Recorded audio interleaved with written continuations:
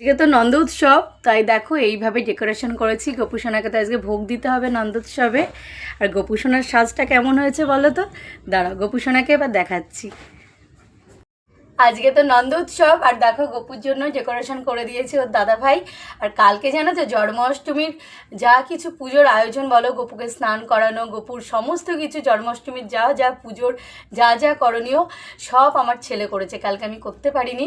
তো আজকে গোপুসোনাকে কোলে নিয়েছি, সবই ওর ইচ্ছা। তো আজকে আমি ওর জন্য ভোগ রান্না করেছি, কিন্তু গতকালকে সব বাবান করে দিয়েছে, আমি দেখিয়ে দিয়েছি বাবান করেছে। তো তোমাদের গতকালকের সব ভিডিও ফটো তোমাদের সাথে শেয়ার করেছি, কেমন লাগলো সেটা জানিও। আর ছোট করে একটা ভিডিও আছে, ব্লগ দেবো পরে। আর আজকে গোপুসোনার সাজুগুজুটা তোমরা দেখবে, নন্দোৎসবের সাজুগুজু, এটাও কিন্তু দাদাভাই সাজিয়ে দিয়েছে, আমি ভোগ রান্না করছিলাম। তো এই দেখো, আজকে দেখো ধুতি পরেছে। আমার একটু সামনে নিয়ে এসে গপুকে দেখাই।